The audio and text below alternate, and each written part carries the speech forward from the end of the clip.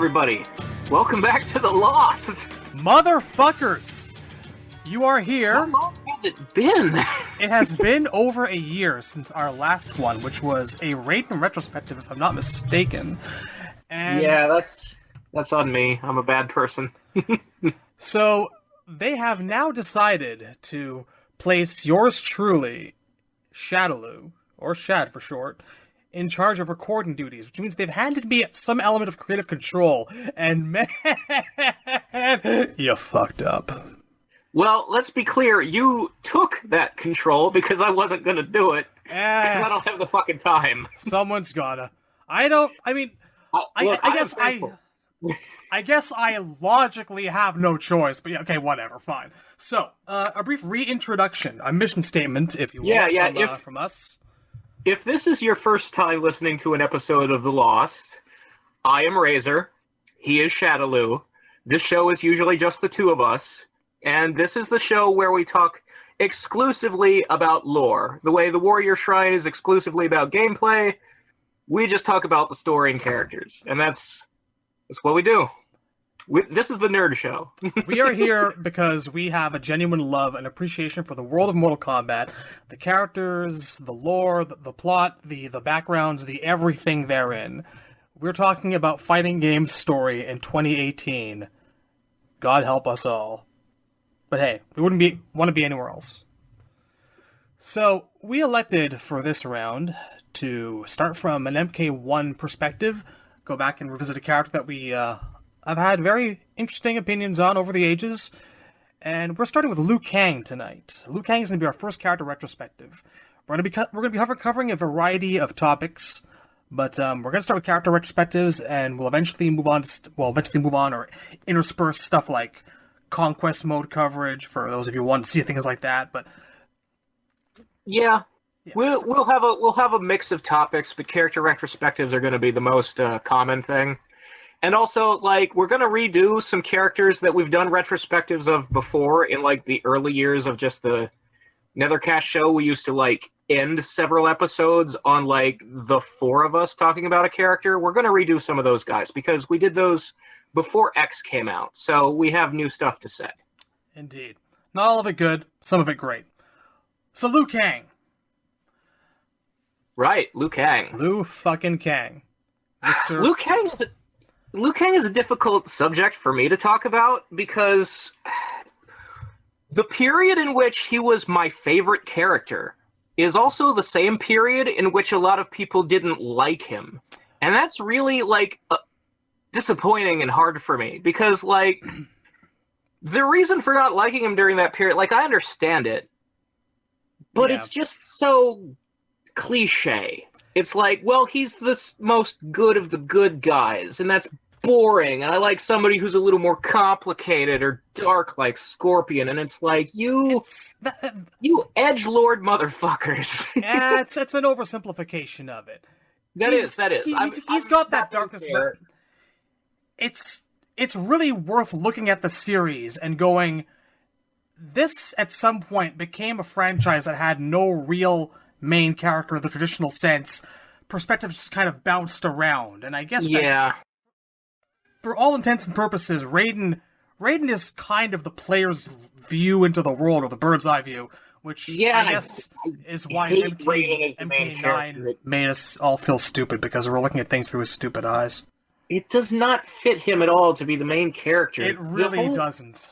We've been told for 20 years that gods aren't supposed to decide things for the humans, that it's Mortal Kombat. Raiden is supposed to be the wise mentor, not the guy who does everything for himself. And as far as it's like if the original Star Wars trilogy was like, fuck off, Luke, Obi-Wan's gonna do everything for you. He's not gonna die in the first one, he's gonna be the hero of these three movies. Not at all helped by the fact that this decision-maker of ours cannot seem to decide whether or not he shit the bed that particular morning, after going by the writing skills of MK9. But Liu Kang! Here's the thing about Liu. Here's the thing about Liu in the period that people don't like him. And I said, like, I get it.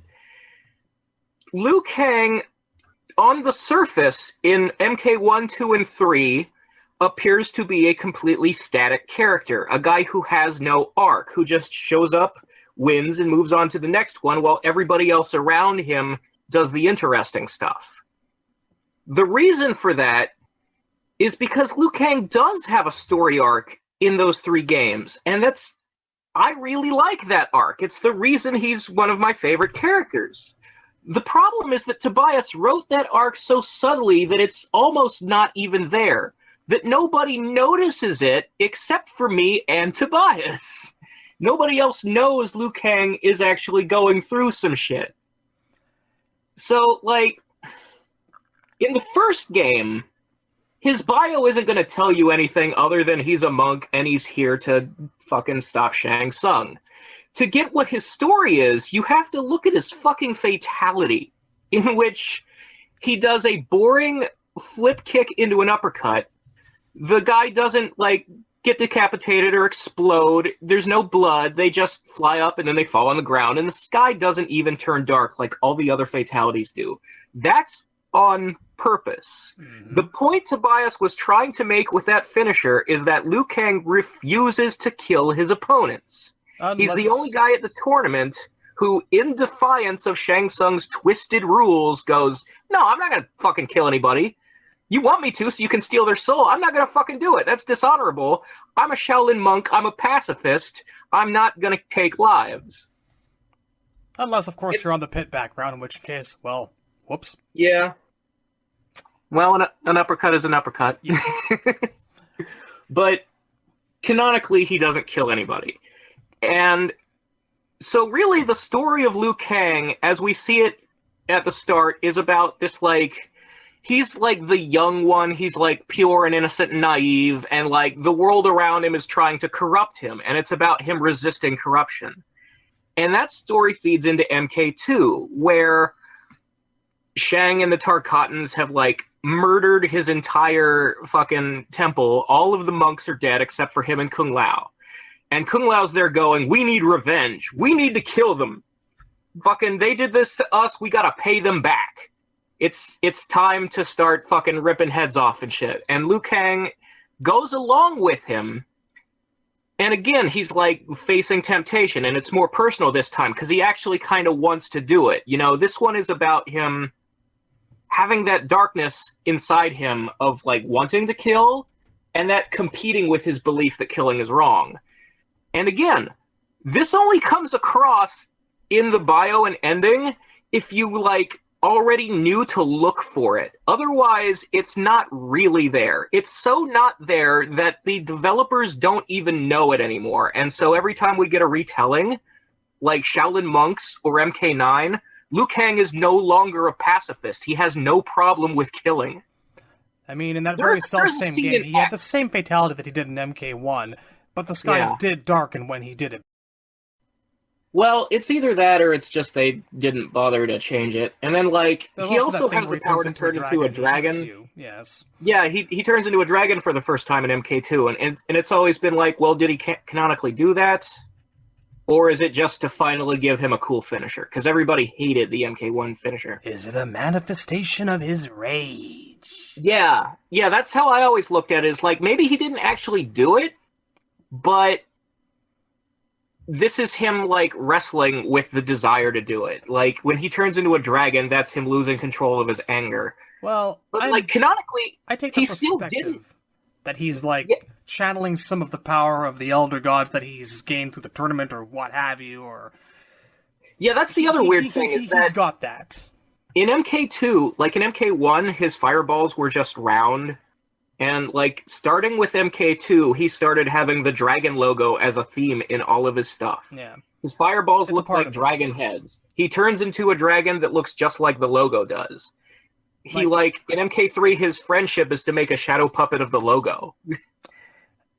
They started associating him with the dragon logo because he was the champion.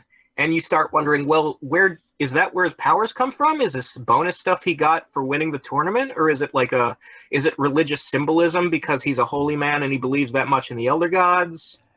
They've never really explained quite how his powers work. Whereas, like, with Sub-Zero, we get, like, well, he's descended from the Cryomancers, and he pulls moisture out of the air and turns it into ice, and, you know, he has, like, an origin story, and Johnny Cage has an origin story now. We still, like, All we have is that, like, Liu Kang was trained to use chi, and it happens to look like the logo when he fires it off.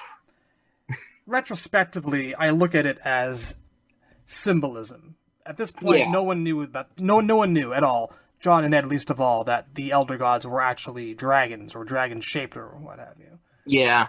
Yeah, like, back then, the logo was just the logo of the tournament. That's just all it meant. The other thing, though, is that, like, what I was talking about the fact that the story isn't there unless you know to look for it, like, in MK2, they don't really, like, tell you what's going on with Liu Kang, and that's the problem. Like, you have to sort of read between the lines to figure out this struggle he's supposed to be going through, and it's like... It's subtle storytelling, but even with all of that in consideration... It's too subtle for the audience. That's the problem, and that's why people don't really get into Liu. It's not just that. There is better and more interesting shit going on literally everywhere in the first 2 games than what Liu Kang has got going on. This is, in my point of view, the main reason he was replaced is because who the shit cares about Mickey McProtagonist when I've got a ninja that can, like, fire ice, a dude who, like, shoots lightning out of his hands, Jean-Claude Van Damme. Yeah, but it's like looking at Star Wars again. I keep going to the Star Wars comparison, and that's because Tobias himself has always said that Liu Kang is the Luke Skywalker of the series. He was trying to draw deliberate parallels between the two characters, because even if, like, in Return of the Jedi, Luke's arc is that Vader and the Emperor are trying to turn him, and the end of the movie is him, like, you know, there's these weird parts of the movie where, like, he starts wearing black, and, like, the very beginning when he infiltrates Jabba's palace, he force chokes somebody. And there's supposed to be these little hints that he's going dark. He never acts like he's going dark, but they want you to think it anyway. I believe the intention of the impression is to just let you know this is not the same fuck-up who we saw get his hand chopped off a couple of years back. This is a guy who's mastered his powers, maybe have a lot more than he bargained for.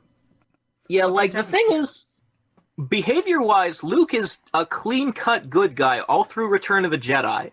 But with the darker clothes and, like, what they're trying to go for, what Lucas was trying to do was make you think, well, maybe he's susceptible to being turned by his father. But then at the end of the movie, he's like, I refuse to kill him. Yeah. You're not going to turn me. It's not going to work. I am stronger than that. And that's the stuff Liu Kang goes through, except he does it in the second part of the trilogy, which leaves nothing for him to do in MK3 except win. That's the real problem, is that Liu Kang's arc stops early. He wins 3 games in a row, but only 2 of those 3 games does he have a story. I think that by MK3, they already knew who the really interesting parties were at this point. You've got a whole Lin Kuei uprising going on. Yeah, but fucking... It's like saying, yeah, Boba Fett and Han Solo are the cool ones, which is true. But I'm still, like, Luke is the center of the story. I want to care about Liu Kang the most. And the other thing is, like, Liu Kang was the first and for the longest time only character to have a romance arc. Him and Kitana were, like, the center of the whole thing. A romance arc that could really kind of never be, which is probably for the best, now that I'm looking back on it. I don't know. It really bothers me that they never really wrapped it up. I think that's one of the major flaws of MK4 is what they did with Liu. That he'd already been, like, the trilogy was the Liu Kang story. When you get to MK4, Liu's stuff should be done. And they were trying at first with Kai to go, okay, well, Liu's had his time in the sun. He's been the hero. He's accomplished everything he has to accomplish in his life. So now let's make him the mentor and introduce a new student of Liu Kang's who could take it from here. Except they didn't like how Kai turned out, so they chickened the fuck out. And then they double chickened out by having him turn down a proposal from Kitana. Fucking let them get married. Let Liu go off into a sunset, and you're gonna kill him off in the next game anyway, so who the fucking... They didn't plan on that, you know that. No, they didn't. There was a huge gap of time between MK4 and MKDA where we didn't know if MK was ever gonna fucking come back. That's how Sure, dead but if they had thought about it for a second, would they really have planned for Liu Kang to be the hero again? How many games in a row can one guy win? Like, Liu Kang should not have beaten Shinnok in be MK4. really, really surprised. Do you know how amazing it is to me that we've had like 5 games, probably 12 now, with the numbering or what have you, or different series of Street Fighter, and all that we've managed to fucking do with Ryu is, oh no, these dark urges, blah. Yeah, and that's been it. Capcom's not trying. Midway was trying to tell a story. Yeah, you do them a little bit of a disservice. Story was never their foremost concern, but there was the whole, like, half the point of the alpha games was to kind of go back in time and revisit those characters and see how they got to part 2. And they managed to do that by giving Ryu that light, dark element that unfortunately became to define his character for, like, the next decade and a half going forward. You assume that shit was going to be done by Third Strike, but oh god, no. Well, yeah, that's the other thing, though. Like, even with Street Fighter, like, Charlie and Chun-Li have more to do with Alpha, the victory at the end, don't they? No, well, kind of. Charlie is kind of peripherally involved, depending on where you look at it now. I think that his official death now is in Alpha 2. By Alpha 3, Charlie's not around. Chun-Li is part of the events that happen. Like, I believe she calls in the strike to, like, get Bison's lying Buddha Psycho Drive thing machine. Yeah, like one of them destroys the Psycho Drive. Yeah. Is it really Ryu who kills Bison in Alpha? It is Ryu who kills Bison in Alpha. God damn it. I'm sorry. But this is what I'm talking about. Like, Street Fighter isn't written by, like, writers, it's written by game designers. Mortal Kombat was written by John Tobias, who didn't start out in games, he started out in comic books. He knows how to tell a story. Thing is, sometimes you can have someone who knows how to tell a story, who is perfectly capable of telling a story, and then just kind of shits the bed with it. And I'm not saying that's what John did, far from it, but sometimes in the case of, like, Street Fighter, less is more. And it works. I just think that with a little bit of planning, Liu Kang could have been a much more popular character, because the reason he's not popular is because people got sick of him hogging the spotlight, so to speak. And all you have to do to fix that is change MK4. I vehemently disagree, because no one else out there really gives a rat's ass about all of the Bruce Lee-inspired wannabes that are, like, in Tekken and Virtua Fighter, and that's the problem. That's another part of the problem, is that he was one of many, many people that had that mythical, like, move-like-water kung fu archetype to him that we've just seen a million times before, and it was no wonder people wanted to move out and check out these other cooler characters, because design-wise, like, I feel like Liu Kang goes beyond that, though, because look at how well he works in the movie, where he's not doing the Bruce Lee copycat thing. Like, Robin Shu didn't use any of those traits. That's true, but Robin Shu, I remember this, when the movie came out, I was like, wow, he actually kind of made Liu Kang really interesting. He took what was there, but he gave him more of a personality to work with. The movie's the point in the time where Liu Kang started really being interesting to me. Up until then, he was just kind of there. And I'm sorry, man.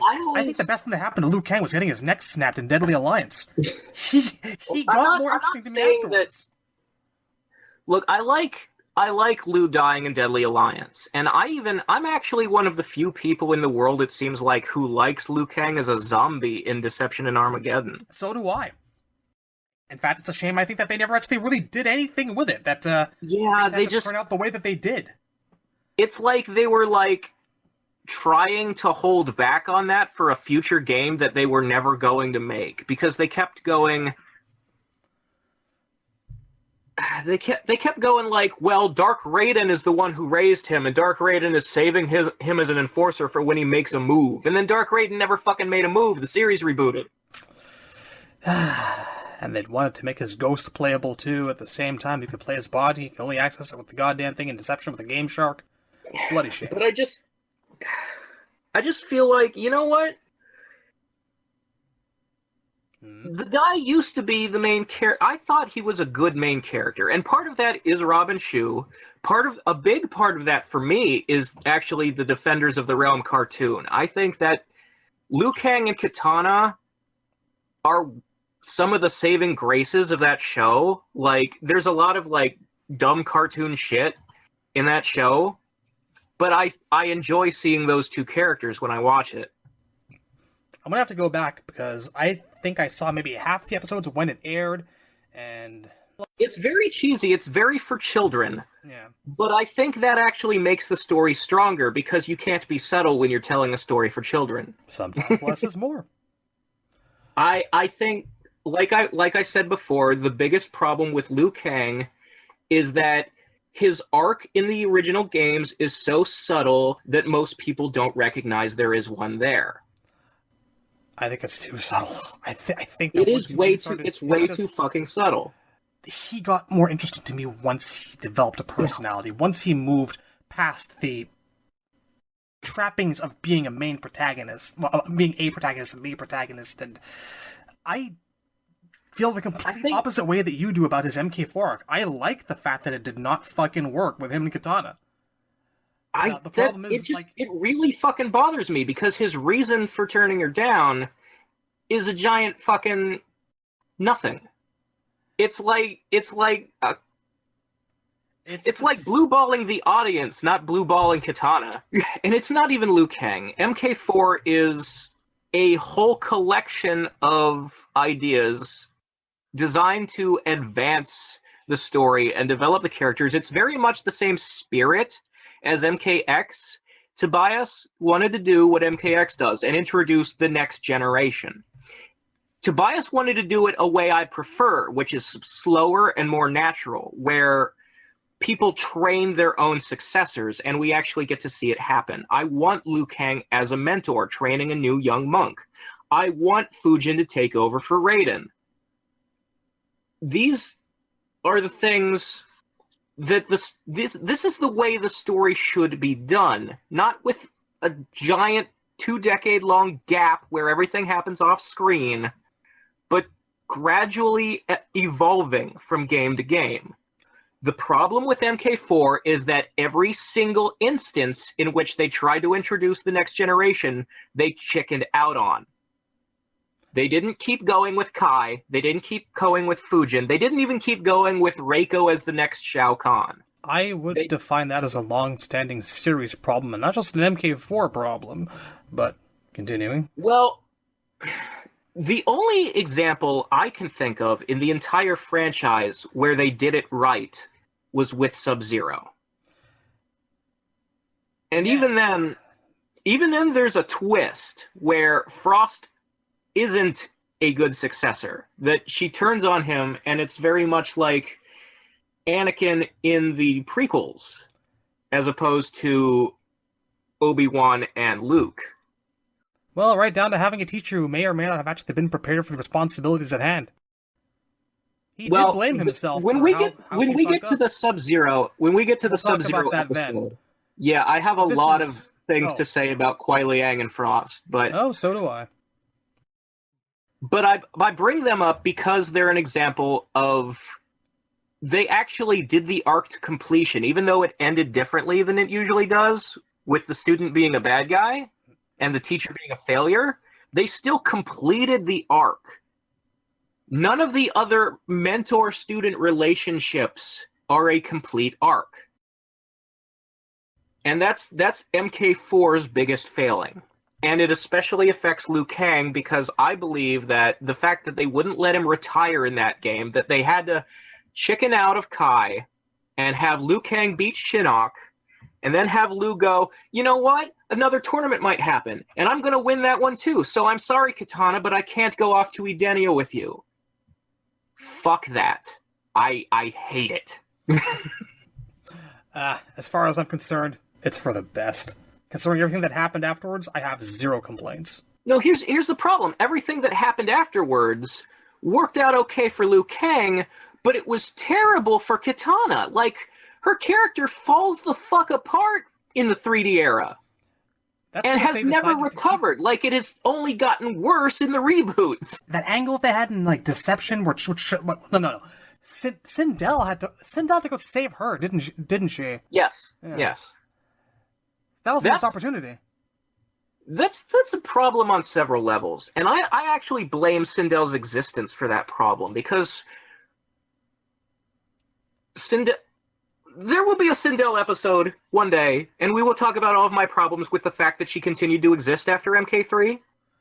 Oh boy. We'll get to that then. But Kitana, they ran out of ideas for her because they had gotten rid of Liu. So all they kept doing was putting her in positions as a damsel in distress. I can't really... If her and Liu Kang had been allowed to have a relationship, starting from MK4 on, the dynamic would be completely different from what we see now. Because Kitana was always the more masculine and dominant member of that relationship back in the old days. And now that she is the character she is now, in which they've run out of ideas and only think of her as a damsel, now she's not the dominant one. And that's why she feels like an appendage attached to Liu Kang to you. Back in the day, she was the one making all the moves, and Liu Kang was an appendage to her. And that is an interesting relationship dynamic. That's what I want to see more of. I want to see... She's the queen of Edenia, and he's only royalty because he's married to her, which makes her the one with the power. That's the kind of angle I want to see. Which is the exact opposite of what we're getting now, where in the reboots, like, as Revenants, they're not even characters. They're certainly not the characters they were. And Kitana, most of all, isn't a person. She's like an... The Revenants are not themselves. They didn't even... The Revenants are twisted... The Revenants are twisted and artificially evil. They don't behave or have the agency, the power to make choices. If they did, they would make different choices. Therefore, the Kitana we're seeing in MKX at the end, where she's the queen of the Netherrealm, she's really just a mind-controlled slave who happens to be standing next to Liu Kang. He's the king, and she's just there. And that's a problem. The way I see it, one would still be the appendage of another any way you goddamn well look at it. And I'm not going to look at MKX right now and say, it's a shame that this is that way and this is that way, and, like, judge them for being mind control stuff. They didn't have a fucking role in MKX, man! Let's leave the judgment of what their standing is as Lords of Netherrealm until next time, because we've seen them sit there and get head, and that's all. They had dialogue. Do you really believe that the dialogue they spoke in X is what they would say if they were themselves? They had, like, one scene.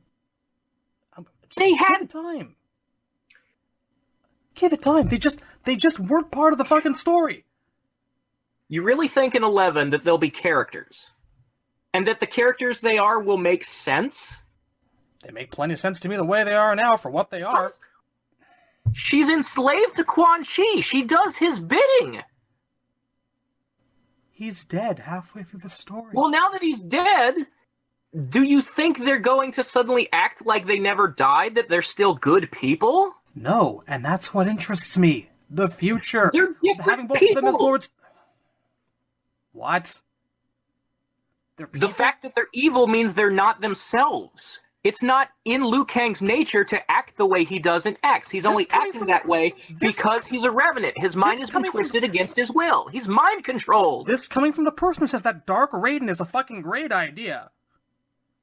Dark Raiden is a good idea because I'm sick of Raiden. I'm sorry, man, but I just don't feel the same way about this as you do. I want to see evil Liu Kang and evil Kitana. They outlived their usefulness to me 3 fucking games ago. I would have a different opinion if they were evil for a natural reason, if they had gotten there by making choices. Razor, I'm also going to point out that you lambasted Smoke for not having a personality in MK9 when he had, like, fucking... nothing. Nothing. You hated him for being, like, an idiot, but he had virtually nothing. You shit on these characters when they have like 3 or 4 scenes to themselves. You're judging them like they're like protagonists in a 6-hour movie, and there's just not enough there to fucking work with. The things that we love about these characters come from games where we piece the story together ourselves from what's presented for us. It's the gigantic problem with this whole story.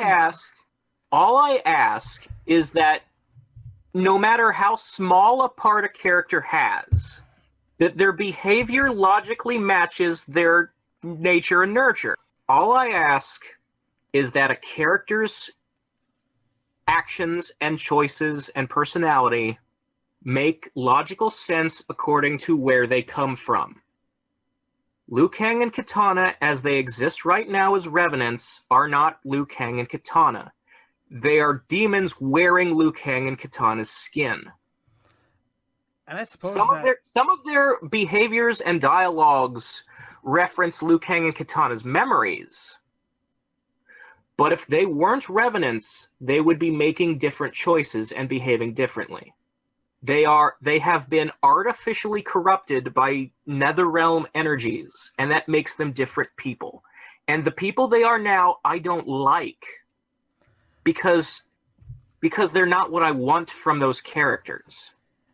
That's, I suppose, where your opinion and mine completely and totally diverge, because, as I've said before, getting killed, I think, was the best thing that happened to Liu Kang, because I've never been as much of a big fan of the character as you have, and Kitana, like you said, she remained independent to Liu, and thankfully, and honestly, I am much more interested in the notion of twisted, alternate versions of them than I am them.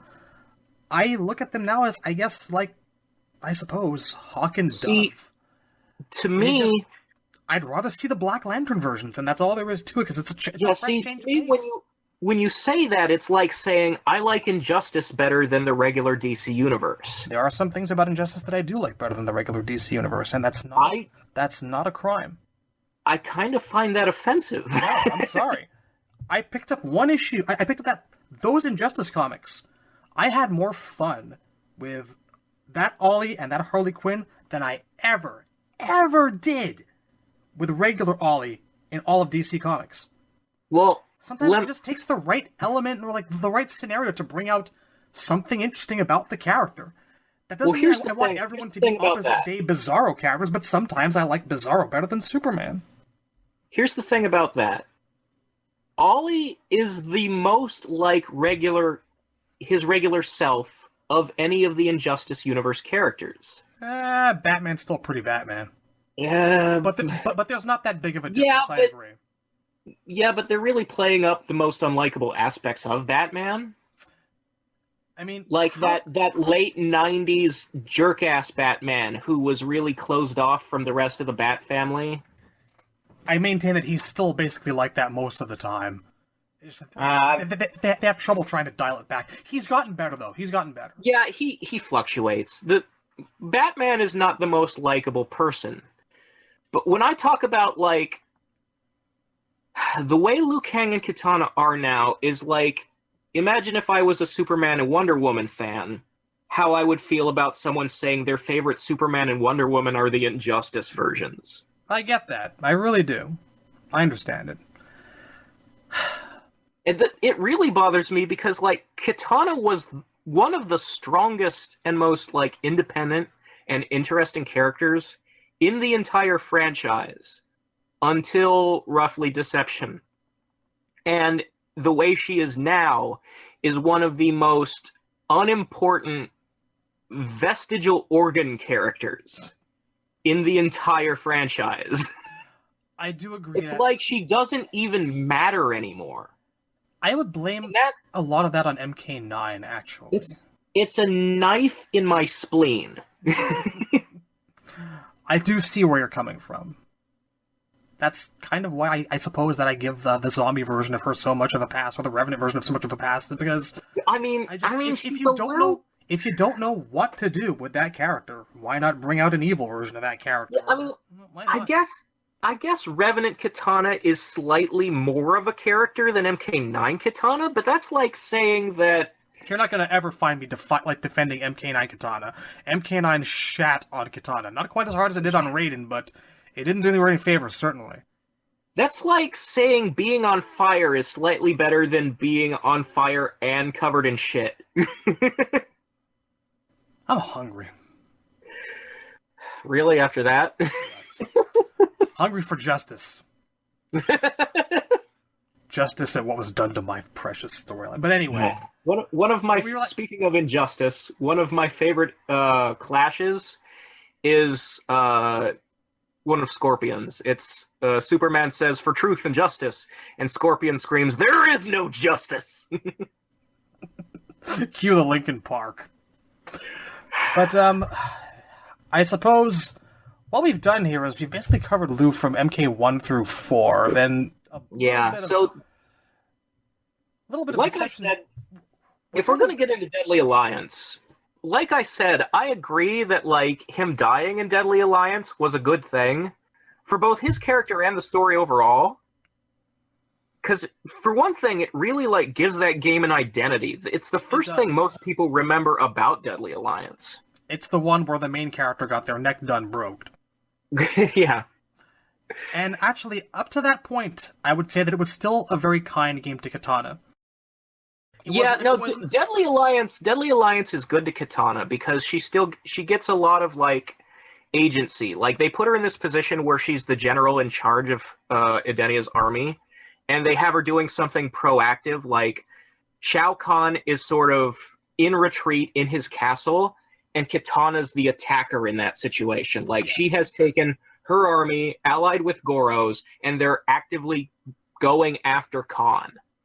And that's one of the cooler parts of the entire franchise story-wise. All of this, to me, is... It would not have been possible if Liu Kang was still alive. No, see, I have a counter-argument to that. I think if, like I said, if they had allowed Liu Kang and Kitana to get married, and they still killed him off at the beginning of Deadly Alliance, I think it would be even more interesting, because Kitana's ending in that game is already about her being, like, surrounded by tragedy and sad that Goro and Liu Kang are dead. It would be even more emotional if she was more connected to Liu at that time instead of thinking of him as an ex-boyfriend. The love was there. Do we really need the paper certificate? I don't know. I'm okay with it either way. I need payoff. There's no point in doing a romance angle if it's just going to peter out as a fart. Either have them break up, like, either have them go through a bad breakup where it, like, is important to the characters, or have them get together, like, matrimonially. I don't always need a happy ending for my lovers. Sometimes it works really well because you stick the knife in, and that's kind of what Romeo and Juliet's all about. Well, that's the thing. Liu Kang dies at the end of this story. So them being married makes it more tragic, is my point. That's why they should have done it. I don't know. I mean, it depends on who you ask, but there's an argument to be made that it is sadder that they never even could get that far. You know? It feels unfinished to me. It feels like they didn't do it on purpose. It feels like a story that petered out rather than being deliberate. To me, it's a happy accident. But we're not going to say like maybe if instead of maybe if she'd never proposed to him at all and they were just in a long distance relationship and then he died, that would be something too. It just really bothers me to have a proposal scene where the person says no. It sold it for me because of the way he said goodbye after the portal closed. Goodbye, Princess Kitana. You know? Remember that? Like, his voice was full of bitterness and disappointment, and to me, that is what makes what happens afterwards even worse. But the only reason that he had to say that was because he believed he needed to keep being the hero. Yeah. Which, again, bothers me because it represents them chickening out of passing the mantle. I don't know. After MK3, you should retire Liu Kang as the main protagonist. You just should. I've actually often kind of wondered who the main protagonist of MK4 is. It's supposed to be Liu, but you've got the introspective with Raiden at the start. Well, that's another problem with MK4 structurally, is it's very much built like the Phantom Menace, where it doesn't have a proper main character. It was definitely kind of a shuffling of the guard, and perspectives were changing, and suddenly the ninjas were all important.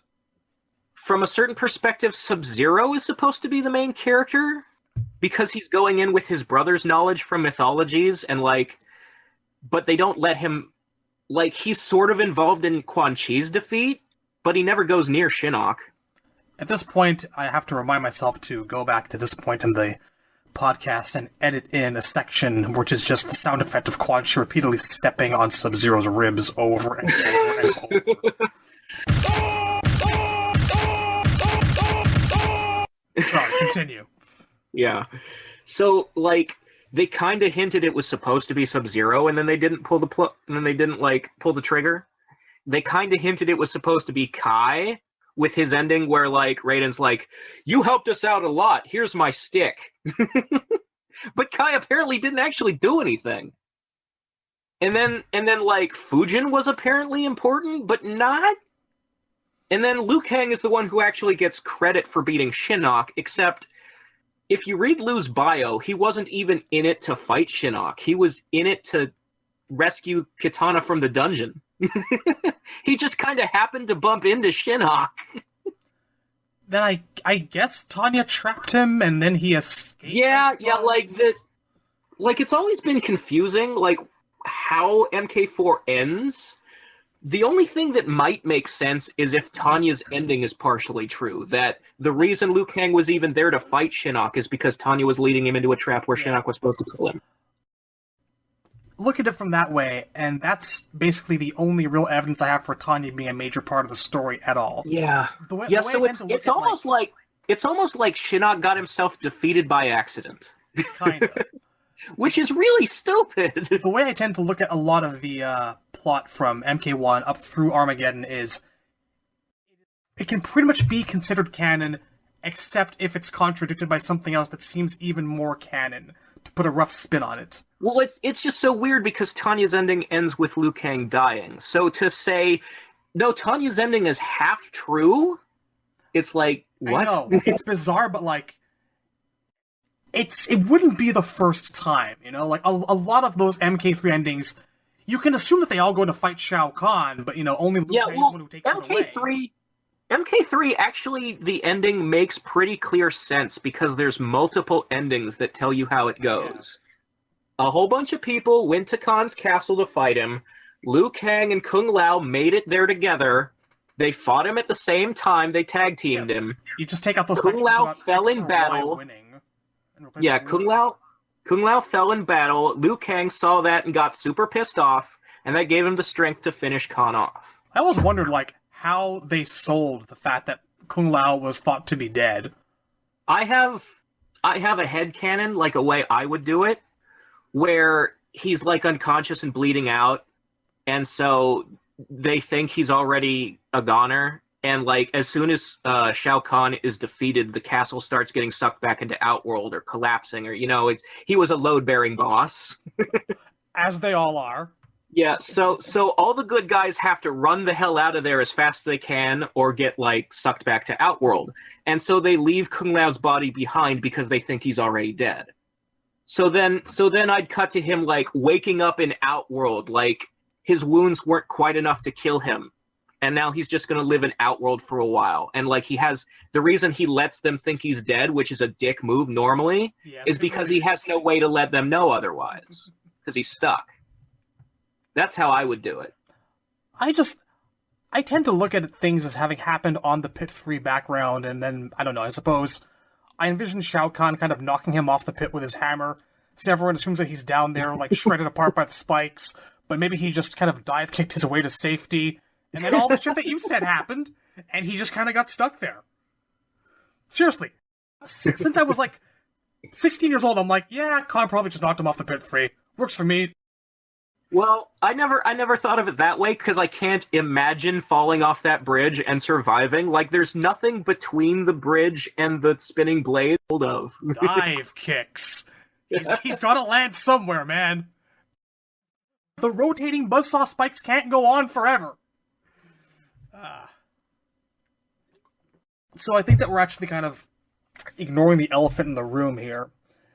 We've discussed Liu from MK1 through most of Deadly Alliance, and we've skipped ahead and argued about his presence in MKX, but yeah, isn't it time we talked about MK9, Liu specifically? Yeah, so that's really the thing that bothers me the most. And the reason I put so much emphasis on his arc in the first 3 games and how it's so subtle that even the developers forgot it's there. Liu Kang is a jerk in MK9. He's like a weird, violent, sneering bully in a lot of scenes. I'm not going to forget the fact that he, kind of kicked Kitana in the butt to kind of denigrate and humiliate her a little bit there. Yeah, he's not first cool. Of all, for a Shaolin monk, he's got a weird sense of how to flirt with a girl. Liu and Kung Lao and MK9 don't really act the part of Shaolin monks. No. And it's weird. What really I think is funny is in X there's a scene where they sort of flash back to MK2. Where it's Raiden, Liu Kang, and Kung Lao freeing the monks that have been captured from the Tarkatans and Devora. And in that scene at the very beginning, Kung Lao's really raring for a fight because they killed the monks and he wants revenge real bad. And Liu Kang and Raiden go, no, even now we don't kill. Even Tarkatans, we don't kill. But in MK9, the very beginning chapter, Johnny Cage is like, whoa, I'm not going to kill anybody. And Liu Kang gives him this look like he just shit his pants. He's mad. I think that the backlash to the MK9 story mode from a lot of the sections of the fan base probably had a lot to do with why we got that flashback in the first place. I hope so. I would like to believe that they've learned some lessons, but it's still I don't think that they were expecting still exists. You can't unsee what happened in MK9. It's going to remain a sticking spot. Liu is an asshole in that game. He's an asshole, but the enjoyable part of it for me is the fact that he is the voice of reason when it comes to Raiden's that is the one thing. He's the one guy who makes sense. I was with him 100%. Even at the end, the story wants you to think Raiden is right. Because it's oh, he finally figured out what he must win means, and now it's all gonna go okay. And now Liu is the one who's going too far. No, even then I still agreed with Liu Kang. Up until the end. Because by that point, I had lost faith in Raiden too. The game works to make you arrive at that conclusion and to just suck out all of your faith in the man at that point. Liu Kang was one of MK9's hidden treasures for me. Yes, he's a jerk-ass, but just having him as a voice of reason and giving him all that, the little bits of sass that he does get, and the personality, and the independent thought, and the wisdom and the temerity to go against his living god, who's sitting right in front of him, fucking up left and right, is kind of a beautiful thing to me. The thing, I like the idea of it. I just don't like the execution. Liu Kang comes off very much in that game like a teenager who's rebelling against his parents taking him to church. It's far from the worst piece of character assassination in the game. I can't hate it, and I can't hate him too much. Yeah, the idea of him gradually losing faith in Raiden and turning against him, I like. The execution plays it out as though he's just angsty and rebellious and just kind of childish. Yeah, totally. But, I mean, by the same token, it did so much worse for so many other characters that I can't look on it entirely with displeasure. Kung Lao just seemed so much worse than Liu Kang did. Johnny was the star of the show. Yeah, that's the thing. Johnny Cage, MK9, the one thing you can say about MK9 as a positive is that it probably saved Johnny Cage as a character. Oh, good lord, yes. He comes out, he's kind of the only member of the roster who comes out having benefited from that story mode existing. Everyone else just kind of looks worse. Well, I would say Johnny and Stryker, except Stryker fucking died. I think, I'd give it to Cabal, Liu Kang for the most part. For the most part. I really don't like MK9 Cabal. It gives him something to work with. I feel like making him a cop gives him less than when he was a Black Dragon straight to a masked vigilante. The cop angle is weird, but it works more in line for me than the original. Well, more in line for me with the original MK3 story than what they did with the Deception, which was bullshit.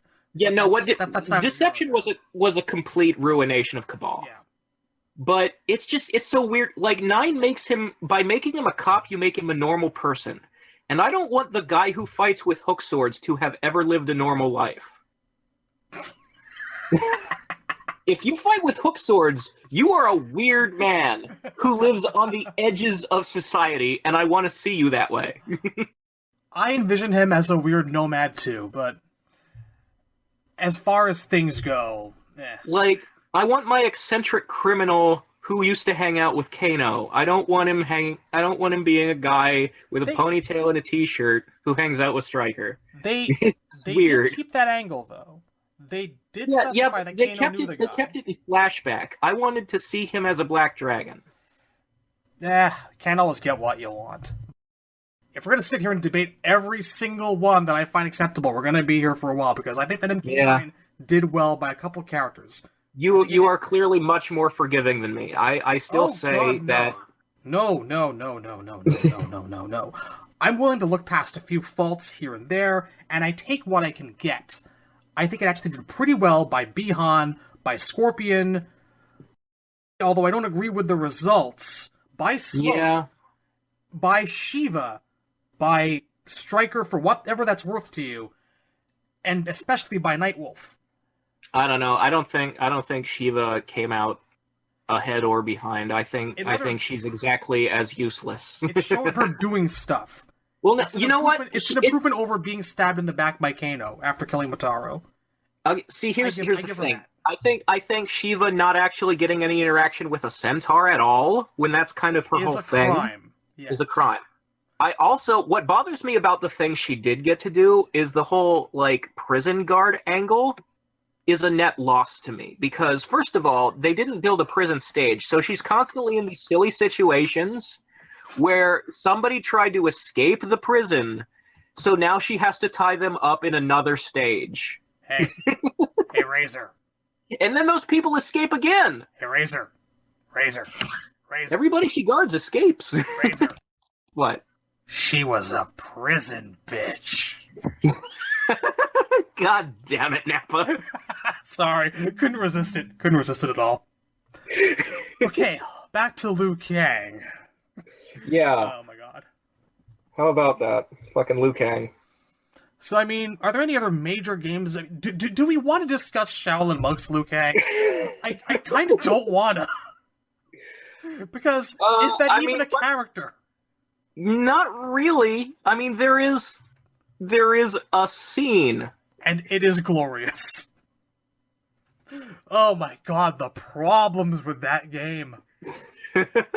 I mean, it was a lot of fun. Stabbed through the skull, set on fire, and thrown 30 feet. Are you alright? Stabbed through the skull, set on fire, twitching, flailing around, on the end of Baraka's blade, thrown through the air, slides down, leaving a blood trail. Are you okay? Jesus Christ, man. Terry Bogard himself couldn't have said it better. Bust a fucking wolf. But there's also the fact that, like, there's a couple scenes in that game where, like, Shang disguised as Raiden will appear to, like, Liu and tell him not to trust Kung Lao. And then seconds later, he'll appear to Kung Lao and say, don't trust Liu Kang. He's acting weird. I think Outworld's getting to him. And they're, like, 20 feet apart. How did neither one see this? I'm pretty sure that Shaolin Monk's Shang Tsung spent his spare time tying people to railroad tracks and twirling his mustache off screen. Oh, they're so stupid. They're just so stupid. Everyone in that game, man. I'll say it before and I'll say it again. Your presence here is unwanted! Uninvited! Did you play MK2? Why weren't you paying attention? What happened? Honest to God, though, it was a lot of fun actually having a game where you could run around and be Kung Lao and be Liu Kang. The gameplay and the maps are, I think, top notch. A series high point. Like, I still think of Shaolin Monks as one of the best games in the series when I'm not thinking about cutscenes. I can flash back. I kind of have a memory of like the playability of it, just how smooth all the controls were, and how much fun it was to just knock enemies back and forth and do all the combos and just like the environments, the way they brought the MK2 stages so much to life and like extended them beyond the map and stuff, like so you could see all these different. What would a game in Outworld feel like? Yeah, Shaolin Monks, man, Shaolin Monks. Play that game a little. The fact that Shaolin Monks environments are so good is part of the reason I don't like the stages set in Outworld and X. No, X is... Because it's so not that. X's greatest crime is losing touch with the spooky nature of Outworld, in my opinion. The skies are purple, suck a dick. I can accept that the skies aren't purple in some places, but don't try to go and tell me that, like, now, Outworld is essentially nondescript Middle East city number 48. Fuck that. Bring me back to the Blood Sea. But once again, pretty much. Liu Kang. Right. Are we missing anything? Do we have any closing thoughts on the character? Do we want to discuss the movies? I don't know. I mean, we talked about how much Robin Shu brought to the part. I don't think beyond that there's anything real. Well, I liked when he jumped over a box. The part where he jumped over a box and the journey begins is riveting. Our thoughts on The Journey Begins are still readily accessible to anyone with YouTube access. Oh, the pain. I mean, we could talk about the character in Legacy that they call Liu Kang, but that really just keeps feeding back into their tendency in more recent games to not do Liu as the proper main character hero and just keep turning him evil. I'm going to be really honest about this. I don't remember much about Legacy anymore, save for the fact that Carrie was Shang Tsung in the second part. Yeah, so... Yeah. There's some weird stuff going on in the, like, Liu Kang and Shang Tsung episodes. Like, there's this scene where they meet in a restaurant, and it's basically the scene where Shang is giving his big speech to convince Liu to join his side. Yes. And that scene implies that the two of them have been, like, fighting over and over again, like, even before the tournament for a long time. And it's just like, what are you referencing? What are you talking about? I don't understand the backstory of this world now. It really bugs me that wasn't really trying to do a take on regular Liu. They were trying to do a take on movie Liu, because they did the same shit where it's like, he gave up being a monk to move to America, except in this version, he's working in a diner and he has, like, a fiance, and then, like, burglars come in and shoot her, and that's his reason for turning his back on humanity. It's just, you couldn't think of anything more cliche? Tank Rowan is clearly not, like, a creative person. Because there is so much about Legacy in general that it's been done a million times. They basically kind of took the coolest aspects of the storyline that they wanted to, like Kenshi existing or Ermac having multiple voices, and just kind of made, for the most part, their own story and ran with it. Yeah, but every example of them making their own story and running with it is they made the story more generic and more like stuff I've seen before. The only episode I come away with remembering completely and right now is the Cyber Ninja stuff. Like, I really liked seeing them construct Cyrax and whatnot. That was probably the best episode. Yes. But it still bothers me because if you have if you're willing to show the Lin Kuei exist in modern times, then why did you put Sub-Zero in ancient feudal Japan? Cool aesthetics. It was Sub-Zero the -6th. Who fucking knows? I mean, It's We it's tried to come up with... beyond, and that's the Sub-Zero who comes to the tournament. Like, the tournament in Legacy is Eternal Champions. It's not Mortal Kombat. They're all time travelers. This was around the time where I remember being like on MK Online and going, man, I guess maybe they're going to do a time travel thing, or he'll be in suspended animation, being frozen for a couple of centuries. I don't fucking know. And people were just trying to convince themselves that like there was some sort of overall plan, and there never was. Yeah, there was no plan. They were making it up as they went, and they were doing a shitty job of it. But you know what? There are people who have asked us if we're going to, like, at any point do a review or commentary of Legacy, and I think we kind of have to at some point. Oh, God. All right, I have the Blu-rays. I don't know when we'll get to that.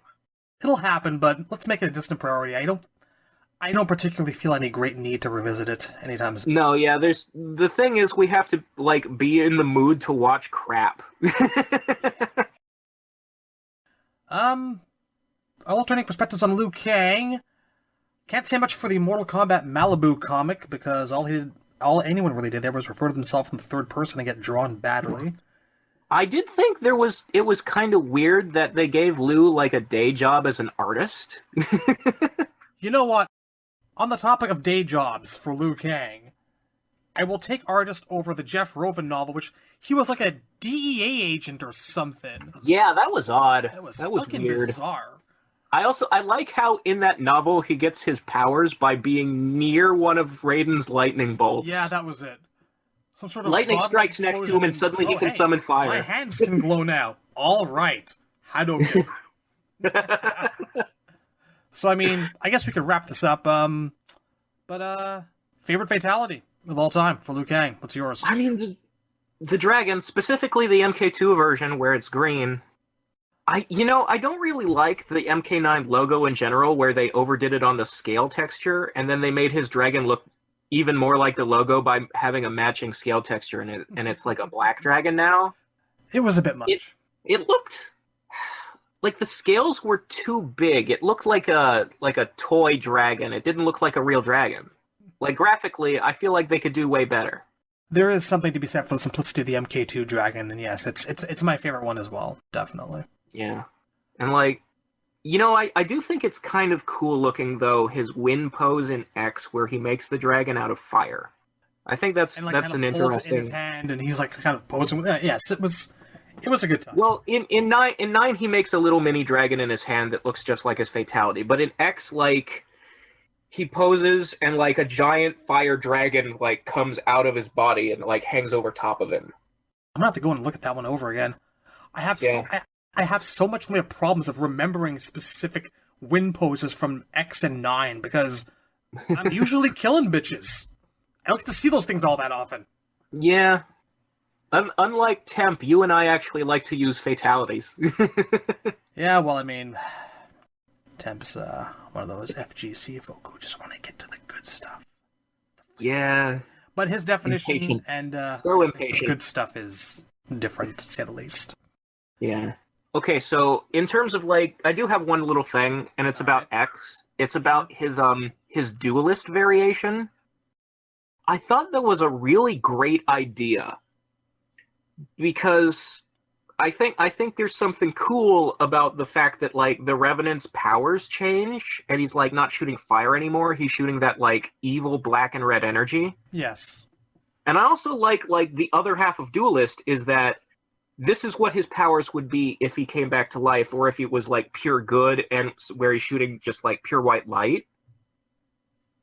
It really bums me out how that's his worst variation. It is the most memorable one, to be sure. I wish, A, it was more useful, and B, it showed up in story mode and was actually, like, useful to the canon.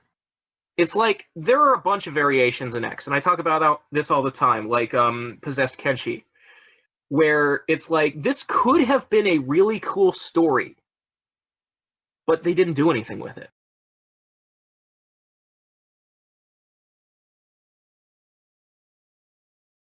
Duelist Liu Kang falls into that category. It's the only one that actually really sticks to me. It was particularly memorable. Liu, see what you want from him, but he never got all that much in the way of variation, you know? He'd go games and games, and he'd have, like, the top fireball, the low fireball, bike kick, and flying kick, and then they'd call it a day. Yeah, he almost never gets new moves. Like, they turned his, cartwheel, uppercut, fatality into a special move in versus DC. I like that, kinda. I like it as an X-ray. But, yeah, that was cool, too. But he so rarely gets new shit. I thought Duelist... I do really like the, in Fire Fist, the bicycle punches. The windmill punch. I like that, too. A parry was a good idea, too. I like the parries. But, like, because Duelist is the most different, like, it adds new effects and motions and everything to him. Like, especially when he'd change from, like, black to white, he'd do, like, a yin-yang pattern with his hands. I really like that stuff. It's refreshing visual differences and evolutions like that go a long way to being able to appreciate the character more in new settings. Yeah. Like, I almost felt that was a problem that Capcom never really understood. People wouldn't be calling Ryu boring if he wasn't doing the same 3 moves all the time. You can't just give him, like, a donkey kick and call it a day. He can still do a fireball, but, like, if he's been training with Oro, toss it out of one hand or something. Make it new and refreshing and memorable, and that's what they did with Duelist Liu Kang. Yeah, so I hope in 11 they take ideas from Duelist and they make them more viable, as opposed to, like, just chopping it off. Totally agreed. So I guess that's the last thing I can really think about to say about Liu. Other than, you know, to repeat that I miss when he was a good guy. A lot. Well, it's like, it's too late for him to go back to being a zombie, so I'll take what we got now. I just don't want to see him look at anyone's throat again. That was weird. Terrible fatality. I would like Revenant Liu more if he acted more like Liu Kang. If I felt like he had gotten to how evil he is in a natural way. If his behavior, like, because some of his behavior really fits what's happened to him, where Revenant Liu still, like, he doesn't trust the Elder Gods anymore, and he hates Raiden because Raiden's the one who killed him. Those things make sense. But you don't need to take that and then also just kind of make him an evil dickbag in general. Like, make him behave, like, make him still... The most interesting villains are guys like Magneto, who you can relate to them, who they're not just monsters. They actually want something good. They're just going about it the wrong way. If Liu Kang had an end goal where he's like, I'm trying to save Earthrealm from Raiden, then I'd be on his side. Then I'd think he was a well-done villain. I still do hope that that's where MK11 takes him. I wish that it were done more natural, if that is their plan at all, but I remain optimistic. I just don't think that MK11 was his or Kitana's game yet to... I don't think that just because the guy's a zombie in hell that he needs to be casually cruel. Like, he should only be cruel when there's a reason. I don't know, I mean, the Netherrealm has a bad effect on people. Yeah, but it's like... The comparison I would make is that the reason Noob Saibot is an interesting Revenant is because he's not actually changed. He's still Bi-Han. Yeah, Bi-Han was a bad person before he died. So when you look at Noob Saibot, what you're seeing is Bi-Han is not pretending anymore. He's just being how he wants to be. And he's just enjoying himself. This is like, he's finally free from pretending to not be an asshole. He's finally accepted who he always was on the inside. But when you do that to a good guy, it's like that's not who they are on the inside. See, all of this stems from the absolute bullshit that is Quan Chi even having the souls of the dead warriors in the first place. Yeah. Yeah, like I know that X it does dealing with what happened in 9. It does suck that, like, they are where they are now because of brainwashing and whatnot, but let's not put the cart before the horse. It's shitty writing that put them there in the first place. There is no reason that he should have those souls to begin with. Yeah, especially not Lu's. I feel especially like... not Nightwolf's. Yeah, no, not... Well, Nightwolf, we've been over that before. There's lore that specifically says Nightwolf can't go to hell. Oh, MK9, you fucked up everything for years to come. And this is why I keep arguing that, like, look, I know that the timeline we have now has fans, and I'm not saying those guys are necessarily wrong completely. Yes, they are. I'm just saying that if we ended this timeline, and if we made Resident Evil Remake style retellings of MK1 through Armageddon, we could have something that's even better than we have now. Because you could go back to those games where they didn't quite get it right, like MK4, or like how I said Liu's arc is kind of invisible in the original trilogy. If you just retold those games the way they are supposed to go, you could make that arc stronger, and then you'd have a Liu that's even more interesting than the one we have now. You know what's going to be even more amazing than the fan base's reaction to MK9? What's that? The Final Fantasy fan base's reaction to the FF7 remake. Because you know they are not going to make anyone happy with what happens there. So there's a thing where people who are spoiled can't be pleased by anything. Indeed. As a Final Fantasy fan, I actually have faith in the 7 remake. Oh my god. Because I'm not a giant fucking baby. Oh. I know it seems that way sometimes when we're talking about MK. I'm gonna let our audience make their calls on that. That is not my opinion. I know I sound like a baby sometimes when we talk about MK, but MK has actually wronged me. Nothing I've seen in the Final Fantasy VII Remake has wronged me. Therefore, I expect that it will be fairly loyal to the source material. I'll put it to you this way. If Cloud doesn't wear one ingredient of that dress, there will be rioting in the streets.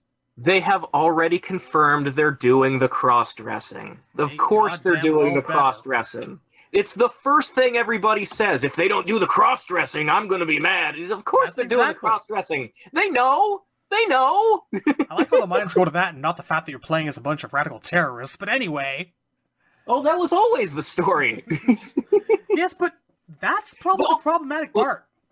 They're eco-terrorists. That's okay. That makes it okay. Go, planet! So, now we're going to answer a couple of the questions which have been posed to us in a disturbingly quick fashion.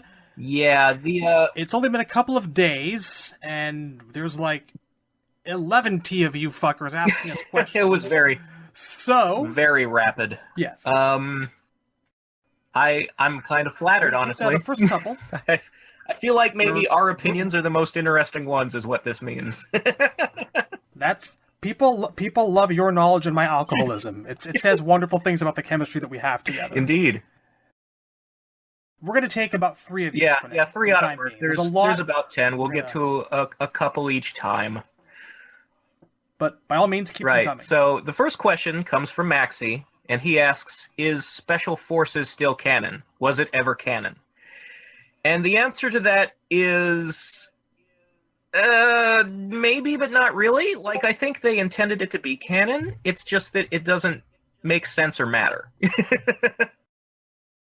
The only aspect from Special Forces that has any bearing or relevance overall in MK as we know it these days is the fact that Tremor was in prison, and he was a prison bitch, and they reference this fact, but he hates Kano for leaving him in jail. The fact that Tremor and Tazia exist is about the only thing of Special Forces that is canon. The thing about Special Forces is that it was intended to be canon back when Tobias was still there. He intended for it to be the backstory of Sonya's rivalry with Kano. It was going to show how he lost his eye and why she hated him so much. The problem is that all that stuff got cut out, and what we're left with is a story about a bunch of randos breaking out of prison Jack's trying to catch them all, and in the process, Kano finds a gem that opens portals to Outworld. The problem with that story is that it's canon in MK2 that Jax is finding out about Outworld for the first time. It never made any kind of sense. I mean, even in the confines of the original plot. The original plot was actually supposed to end with him going after Sonya to rescue her from MK1. It would have made sense for him to go to Outworld in that version of the game, but in this version it doesn't.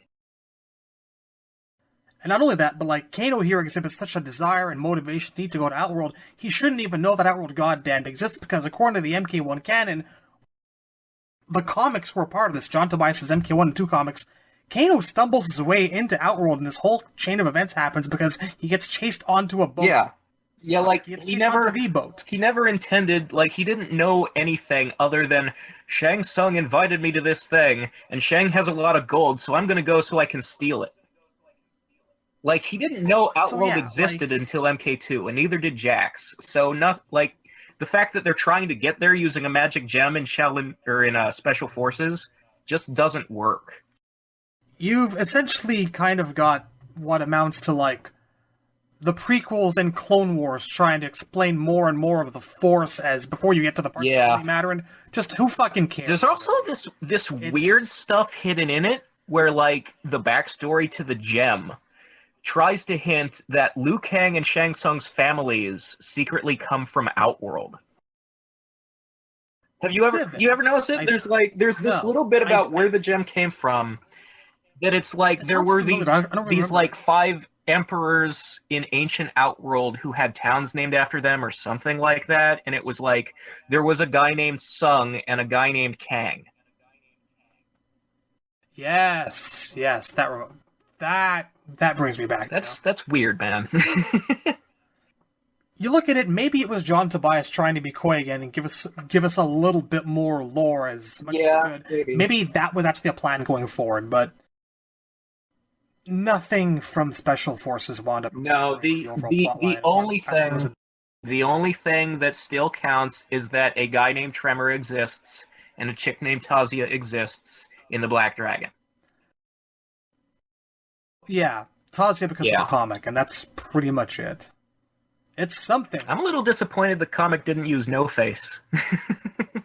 I would like to see him be in the background and then get killed off, but that's all. Yeah, I mean, that's how they would use him. I really like, as a henchman, the idea of like a pyro who's burned the shit out of himself accidentally a lot of times. Actually, that's pretty much the exact same backstory as Heatwave from DC Comics, isn't it? Except that No Face burned his own nose off, so he looks funny. Could you actually imagine playing as No Face in an MK fighter? It'd just be these days. It'd be Sector with less moves, wouldn't it? Just a flamethrower guy. That's all he does. Remember when we were younger and we wanted these characters to show up again in fighting games because of reasons?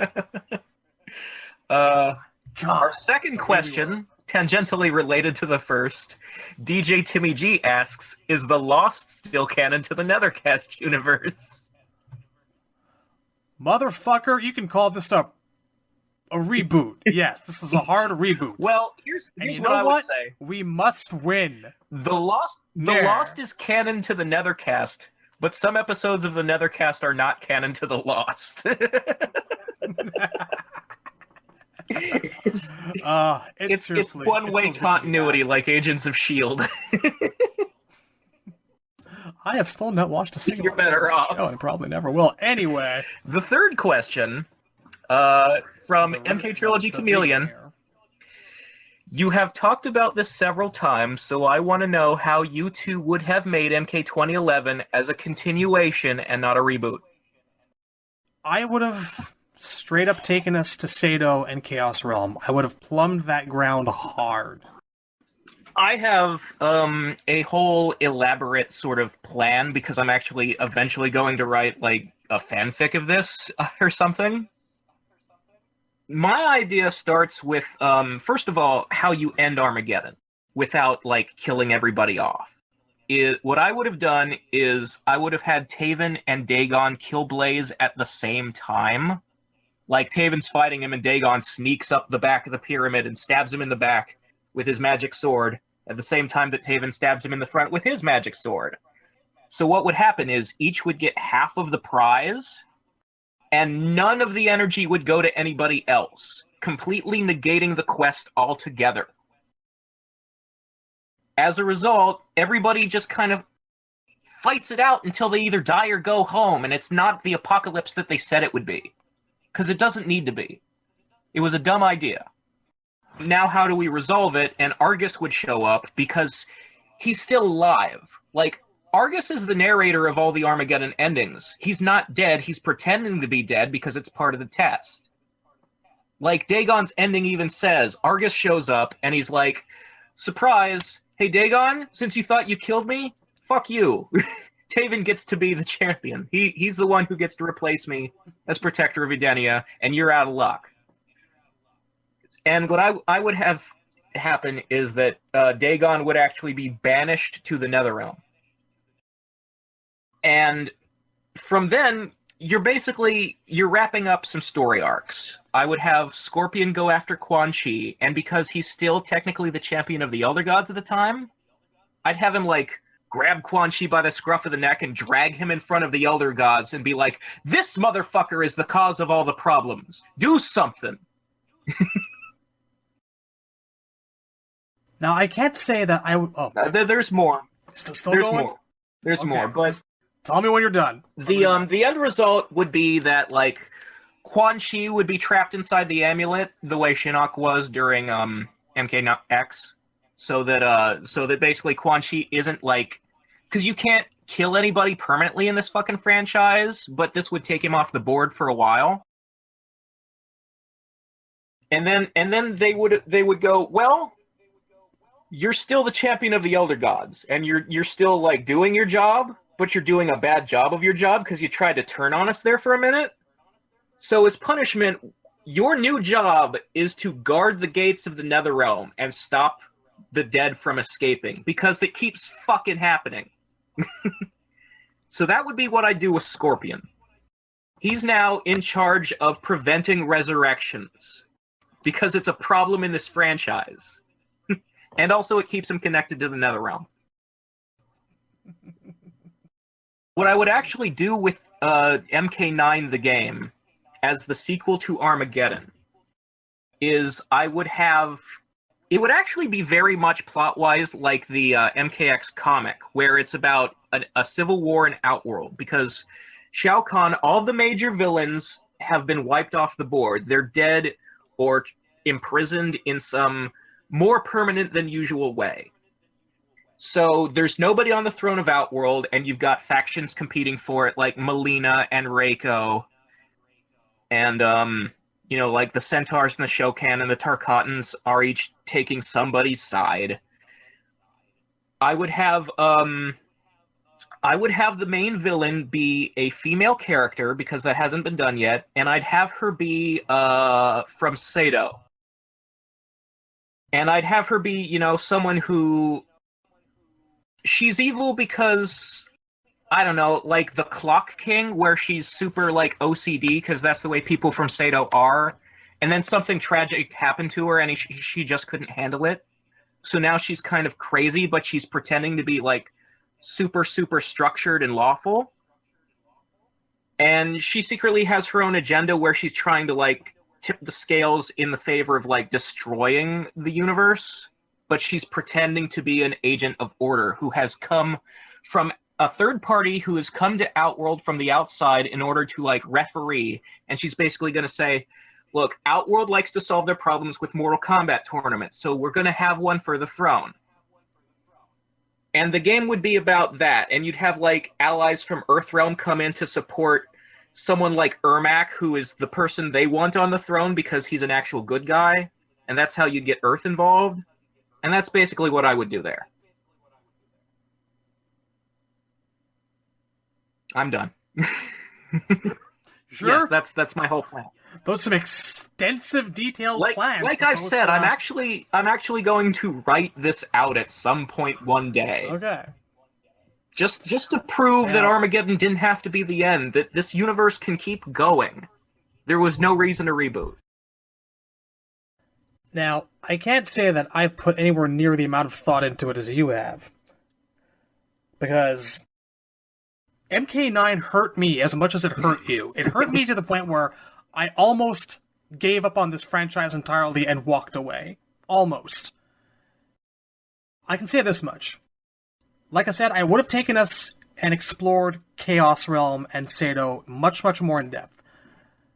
Now, we're already dealing with emperors and godly figures from Eastern pantheons, and I think I would have used this opportunity to explore more of a Lovecraftian angle in terms of what Chaos Realm gods are, what they represent, what they want, and just play them up as serious threats and have them manifest as, I don't know, some sort of like mind flayer archetype of a character, perhaps. I don't know.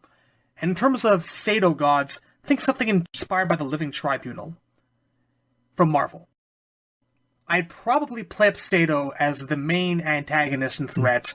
I'd probably have them start to build up Mortal Kombat tournaments, use some sort of legal fuckery to hinge everything on the fate of one tournament. Yeah. Really make Hotaru important. I think Really you and I raise the both have stakes and similar ideas about we would both like to see more of Sato and Chaos Realm. I tied mine into Outworld so much because, like, I feel like the fans sort of expect you to keep the core, you know, where, like, it's, you know, Earth, Outworld, and the Netherrealm.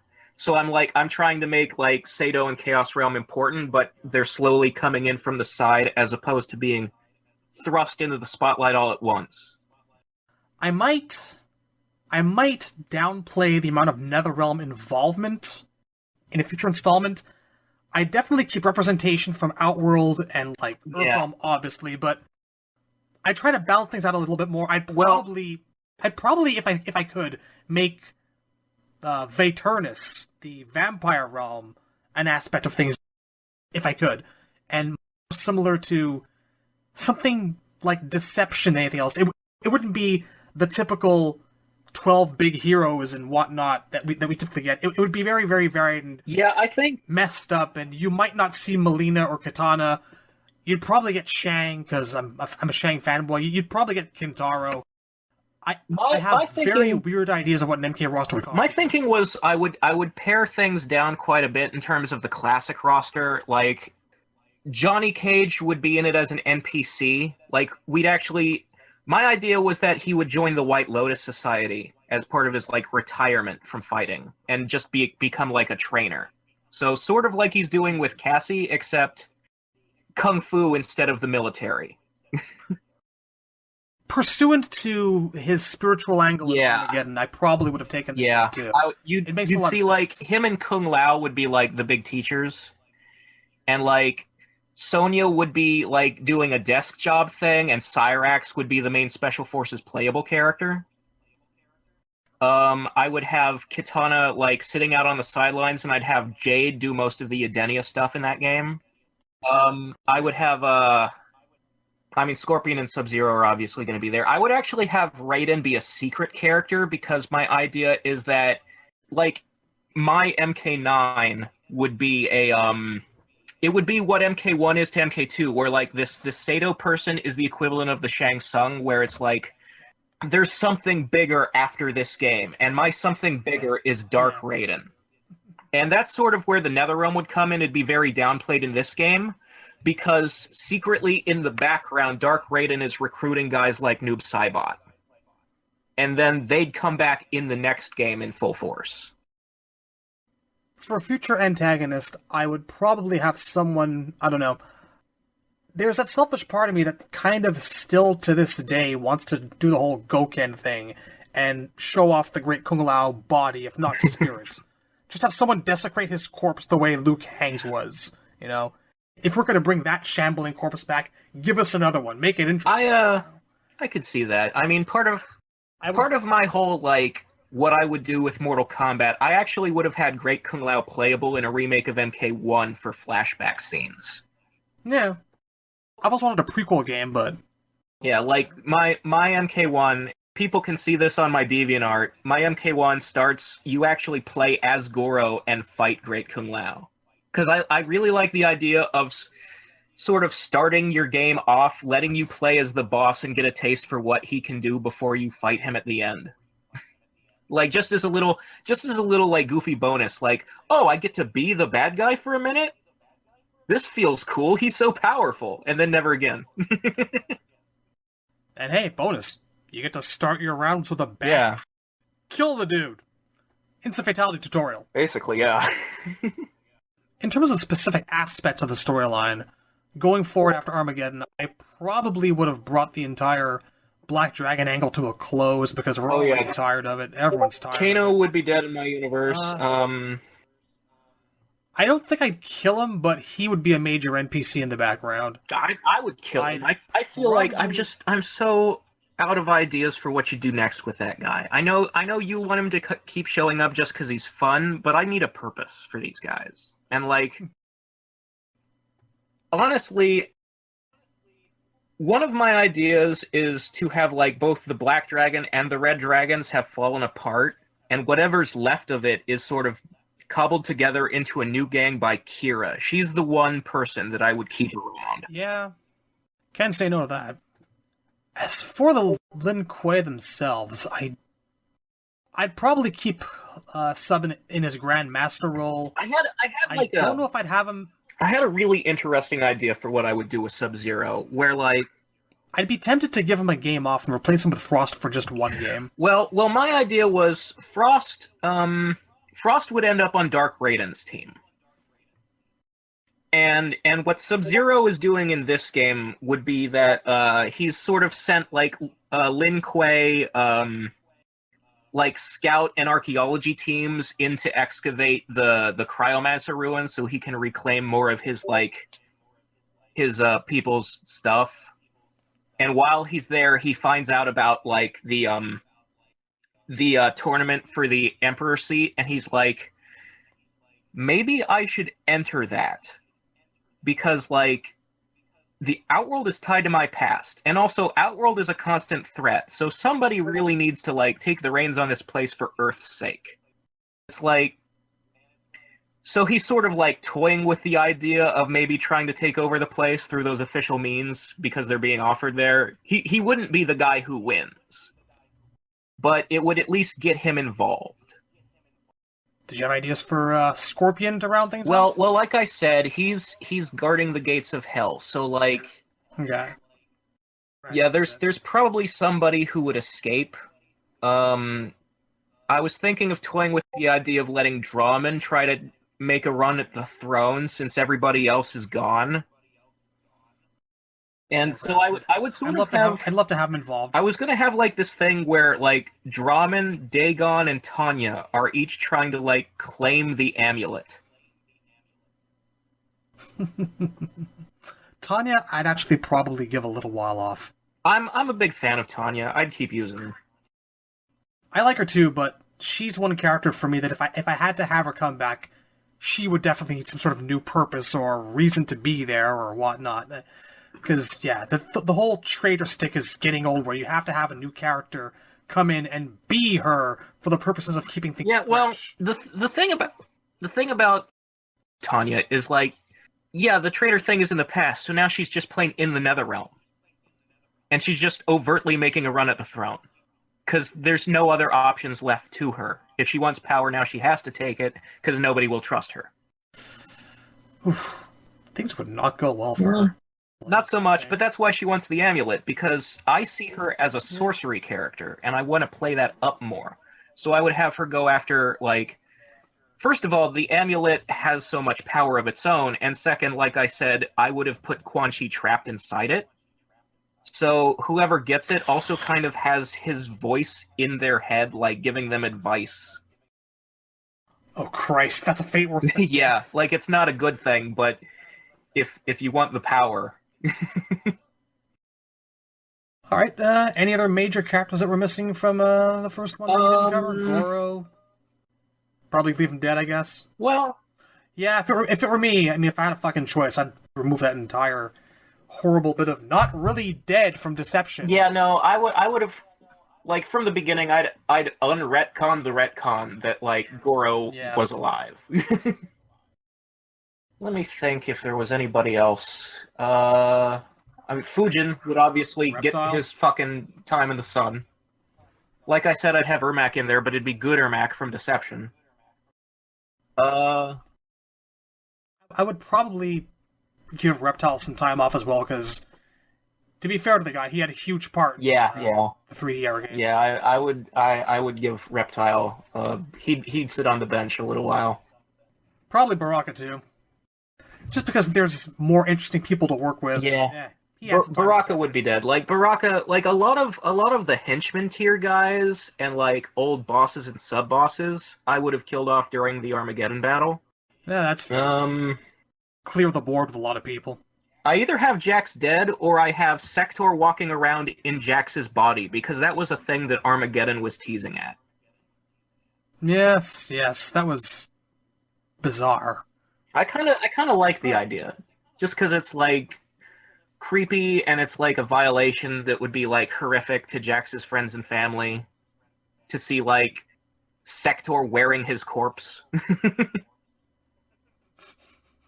Just like, well, he's got bionics. I have control of them. It looks like your friend, but it's really Sector.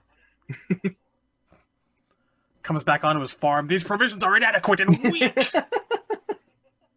I also, like I said, like Sato and Chaos Realm would be involved, so Havoc is definitely there. Oh god. Yes. Hotaro's probably there. Hotaru, like I said, I'd probably have him be the new Shang Tsung or what have you. Yeah. I didn't originally have this planned because I wrote it before MKX came out, but now I'd probably modify it to add like Kotal and Eren in as one of the factions fighting for the Outworld throne. See, that's tricky. I don't know if I'm kind of running off the assumption that X didn't actually exist. I like the new characters. I would, if I were remaking MK3, I'd give Kotal a cameo as one of the guys in charge of an extermination squad. Well, knowing what we know now, yes. Every single one of them, honestly. Devora, Kotal, Ferritor, I lead up to every single one of them. And since I have like Johnny and Kung Lao as teachers, I'd have like a new monk character. And I don't know much about what my plans for that character would be yet. It would probably be somebody female. Sort of like Li Mei, but not Asian. Maybe something like... You know, MK doesn't have like a character from India. Like somebody whose power maybe revolves around the 7 chakras or something like that. Yeah, that might be a cool theme. But I would also like to have...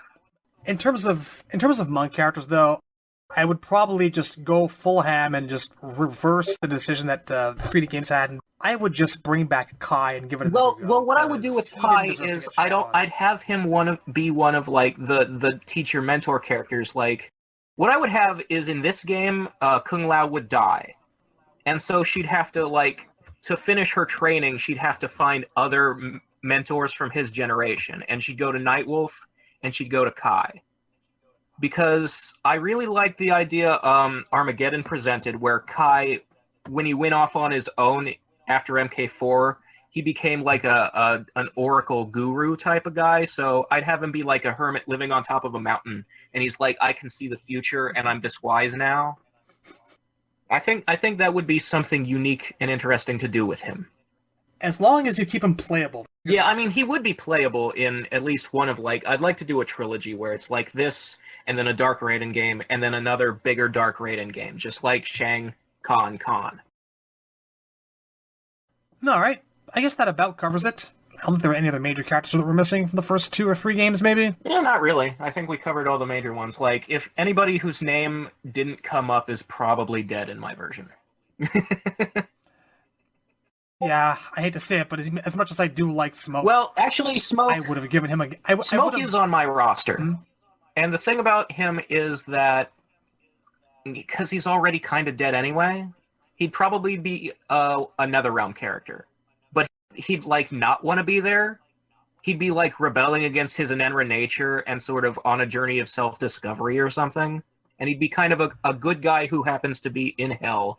And if anybody like gets trapped down there, he'd be like a guide for them or like an ally with them, like Serena maybe. In a theoretical third trilogy like this, I'd probably bring him back for the second game, but I'd leave him out of the first one after Armageddon, because I want to show him escaping or leaving the Lin Kuei headquarters first off, because that's where we left him. Well, it is where they were last seen, except for the battle at the crater. That's what I'm talking about. I've never been 100% convinced that they were actually there. I know that the battle FMV shows everyone and their mom being present, but it also shows like Onaga flying off with Khan. Yeah, well, him, and we know that's not what happened. And it's a weird thing where like I can't. It's a rough approximation of events. So, in my headcanon at least, Noob and Smoke are in custody. I mean, you could do it that way. I would just go with like the simple explanation of like, well, Noob definitely escaped. Because how would you hold him? He can teleport. Smoke can too, but freeze him in a block. I would like to write in a scene in Armageddon where after Smoke is captured, he's actually deprogrammed and he gets to be himself again, and him and Sub-Zero go to the crater together and fight on the same side. Yeah. That's only what I wanted for about 10 years, and it never happened. Gotta twist that knife a little bit. Okay, but that aside, I think we should cut there for tonight. Thank you, folks, very much for your questions. It's been a very big pleasure.